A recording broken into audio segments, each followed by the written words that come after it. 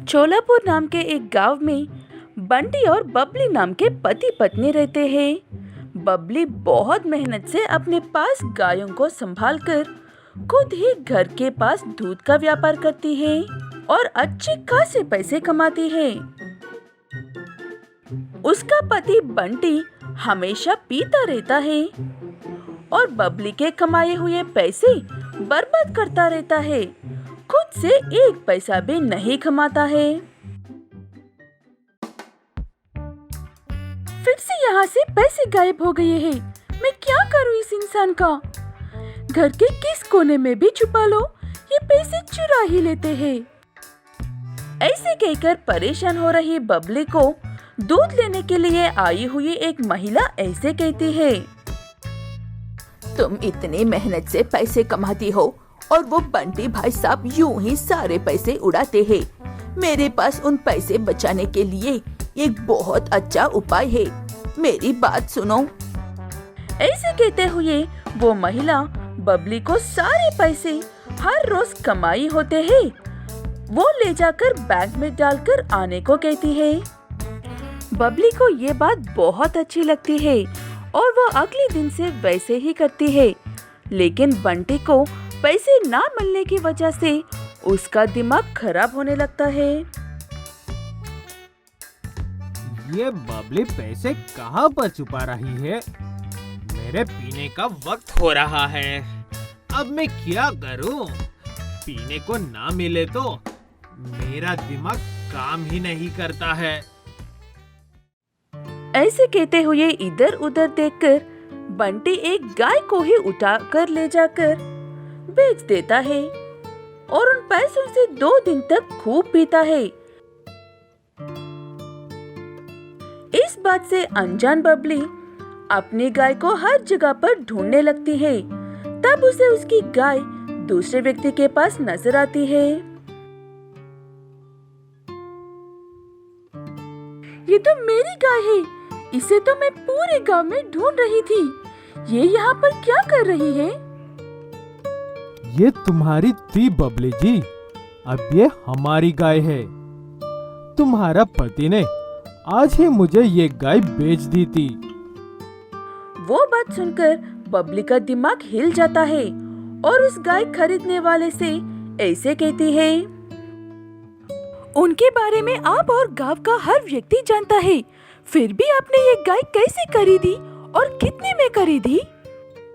वो बात सुनकर गाय खरीदने वाला व्यक्ति कहता है कि बंटी ने उस गाय आधे से भी कम पैसों में बेची थी, इसलिए वो मना नहीं कर पाया और अब वो उस गाय को बिल्कुल भी वापस नहीं करेगा। बबली उसे कुछ भी नहीं कह पाती है और चुपचाप उदास होकर वहाँ से चली जाती है और घर जाकर बंटी से ऐसे कहती है, ये आपने क्या किया है आज? हर रोज अपनी आँखों से देखते हो कितनी मेहनत करती हूँ मैं। अगर पैसे चाहिए तो पूछते क्यों नहीं हो? अब एक गाय बची है, ऊपर वाले के लिए ये हरकतें बंद करो। बंटी की एक आदत है, उसे बिना काम किए पैसे तो चाहिए, लेकिन वो कभी भी बबली से पैसे नहीं मांगता है, इसीलिए ये सब काम करता है। एक गाय जाने की वजह से बबली की कमाई भी आधी कम हो गई थी और बची एक गाय भी गर्भवती है। बबली को अब इसी बात का डर लगा हुआ था कि बंटी मौका देखकर इस गाय को भी ना बेच दे। बबली का ये डर सच होने में वक्त ही नहीं लगता है। बंटी एक कसाई को अच्छी गाय कम पैसों में लाकर दूंगा कहकर वादा करता है। ठीक है कहकर वो कसाई बंटी को पैसे देता है। अब वही घर के पास आकर, कोई घर पर है? मैं एक गाय ले जाने के लिए आया हूँ। कसाई की आवाज सुनकर बबली घर के बाहर आती है और उसकी गाय को क्यों लेकर जाना चाहता है कहकर गुस्से में पूछती है।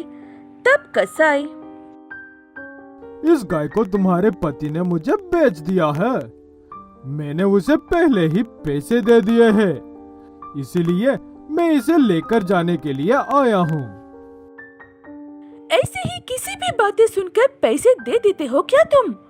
वो गाय मेरी पति की नहीं, मेरी है, इसलिए उस पर ना तुम्हारा मेरे पति का हक है। और तुम कितने बेशरम कसाई हो जो एक गर्भवती जानवर को भी खरीद रहे हो। वो बात सुनकर कसाई बबली से माफी मांगता है और कहता है कि उसे ये बात पता नहीं थी कि वो गाय गर्भवती है, और वहाँ से चला जाता है। उसके बाद बंटी को ढूंढकर उसकी खूब पिटाई करके सुधर जा, वरना हर रोज इस तरह से पिटाई करता रहूंगा कहने पर बंटी घर लौटकर ऐसे बर्ताव करता है।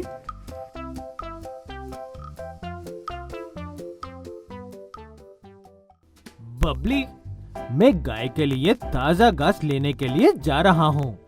अगर तुम्हें भी कुछ चाहिए तो लौटते वक्त लेकर आ जाऊंगा। उसके मुंह से ऐसी बातें सुनकर बबली दुनिया में सबसे ज्यादा खुश होती है और उस गाय और उसके बच्चे की भी जान बच जाती है। लिली गाय एक अकेली और गरीबी माँ है। वो एक अस्पताल में नर्स का काम करते हुए अपनी बेटी फ्लोरा का ख्याल रखती है। फ्लोरा बेटा, क्या कर रही हो? स्कूल के लिए देर हो रही है ना? मेरी एक किताब नहीं मिल रही है माँ, वही ढूंढ रही हूँ। अगर वो किताब नहीं मिली तो मुझे बिना वजह डांट पड़ेगी। फ्लोरा एक होशियार और समझदार गाय है, इसलिए अपनी माँ को ज्यादा परेशान किए बिना एक ही किताब में हर सब्जेक्ट का होमवर्क करती है। इसीलिए उस किताब के लिए इतना परेशान हो रही है। फ्लोरा कुछ भी ना होने पर भी हर बात में खुद को संभाल लेती है। लिली को अपनी बेटी में यही बात अच्छी लगती है और फ्लोरा की जरूरतें पूरी करने की अपनी तरफ से हर मुमकिन कोशिश करती है। इस तनख्वाह मिलने पर 2 नई किताबें जरूर खरीदेंगे बेटा। पिछले साल की किताब को भी अभी तक चला रही हो। तुम बहुत समझदार हो। ठीक है कहकर किताब मिलने पर फ्लोरा स्कूल को चली जाती है और लिली काम पर चली जाती है। ऐसे कुछ समय गुजार जाता है। फ्लोरा बड़ी होने लगती है और उसके नए दोस्त भी बनने लगते हैं। फ्लोरा, तुम कॉलेज के सबसे होशियार स्टूडेंट हो, इसीलिए कॉलेज में स्टूडेंट्स हो या टीचर्स, सबकी नजर तुम पर ही होती है। लेकिन ये सब बातें तुम मुझे क्यों बता रही हो? क्या मेरे बर्ताव अच्छा नहीं है? तुम्हारा बर्ताव नहीं फ्लोरा, तुम्हारा कपड़े। तुम सालों से एक ही कपड़े पहनकर आ रही हो। पता नहीं मैंने तुम्हें कभी नई कपड़ों में देखा भी है या नहीं, मुझे याद नहीं है। खुद को बदलो। अपने दोस्तों की ऐसी बातें फ्लोरा को अंदर से खोखला कर देती है और वो जिंदगी में पहली बार घर लौटने के बाद अपनी माँ से एक कुछ मांगती है। तब लिली उसे ऐसे जवाब देती है, तनख्वाह आने में अभी बहुत वक्त है बेटा, लेकिन तुम ऐसे अचानक से क्यों कह रही हो? आप बिल्कुल भी अच्छी माँ नहीं हो। लोग ये तक भूल गए हैं कि मैंने नई ड्रेस कब पहनी थी। आप मुझे एक ड्रेस तक नहीं दिलाते हो। ऐसे क्यों कह रही हो फ्लोरा बेटा? तुम तो अपनी आंखों से देखती हो ना, तुम्हारी कॉलेज की फीस देने के बाद मुश्किल से 1-2 हजार बचते हैं। उसी में पूरा महीना चलाना पड़ता है हमें। लिली ऐसे समझाती है, लेकिन इस बार फ्लोरा उसकी एक भी बात नहीं सुनती है। इसलिए लिली बाहर से थोड़े पैसे उधार लेकर फ्लोरा को 2-4 नए ड्रेसेस दिलाती है। फ्लोरा को नई ड्रेसेस मिलने के बाद भी अपनी माँ से बात नहीं करती है और चुपचाप कॉलेज जाती है, अपनी पढ़ाई करती है और वापस लौट कर आकर अपने कमरे में बैठ जाती है। फ्लोरा के दोस्तों ने उसे इस बात का घमंड दिलवाया था कि वो बहुत होशियार है और अपनी माँ के बिना भी बहुत कुछ कर सकती है, इसलिए फ्लोरा ऐसा बर्ताव कर रही है। आज कॉलेज की तरफ से पिकनिक पर जा रहे हैं। शाम को लौटने में देर हो सकती है, तब मुझे कोई ड्रामा नहीं चाहिए। ऐसे कहकर फ्लोरा वहाँ से चली जाती है। उसके जाने के बाद लिली, ये क्या हो गया है मेरी बच्ची को? वो बिल्कुल भी ऐसे नहीं है। वो हमारी हालत को मुझे अच्छा समझती है। पता नहीं अब इस गरीब माँ के साथ ऐसा क्यों हो रही है। यहाँ पर लिली ऐसे कहते हुए दुखी होती रहती है और वहाँ पर फ्लोरा की बस की एक्सीडेंट हो जाता है। उस एक्सीडेंट में बहुत से लोग घायल होते हैं, लेकिन विंडो सीट की कांच टूटकर आंखों में जाने की वजह से फ्लोरा की आंखें चली जाती है। नजदीकी अस्पताल में सबका इलाज करके उन्हें घरों के पास छोड़ देते हैं वो हॉस्पिटल वाला। ऐसे ही फ्लोरा को भी छोड़ते हैं। तब लिली उसे देखकर, ये क्या हो गया है बेटा तुम्हें? कैसे हुआ ये हादसा? मैंने सुबह ही कहा था ना माँ, मुझे कोई ड्रामा नहीं चाहिए। मुझे पता है तुम ऊपर से अच्छा बनने का नाटक करती हो, लेकिन अंदर से लड्डू फूट रहे होंगे।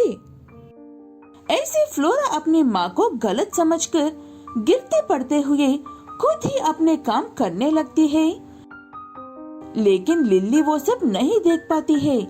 इसलिए पिछले 25 सालों से जिस अस्पताल में वो काम कर रही है, वहाँ के डॉक्टर से लिली की आंखें निकलकर फ्लोरा को लगाने को कहती है। तब डॉक्टर कहता है कि मुझे कोई पैसे नहीं चाहिए, ये काम मैं अपनी पुरानी साथी के लिए करूँगा सोचता हूँ। तब फ्लोरा कहती है कि अगर हॉस्पिटल में उसकी माँ है तो उसे वहाँ से बाहर निकाल दो, उसे बस आंखें देने वाले का चेहरा देखना है। लेकिन जब वो आंखें खोल कर देखती है, तब डर और शर्मिंदगी से डूब जाती है। माँ, ये आप ही हो। मैंने ये बात समझ क्यों नहीं पाई? दोस्तों की बातों में आकर आपको बहुत दुख किया है माँ, मुझे माफ कर दो। ऐसे फ्लोरा को फिर से अकल आती है और अपनी माँ का पूरा ख्याल रखने लगती है।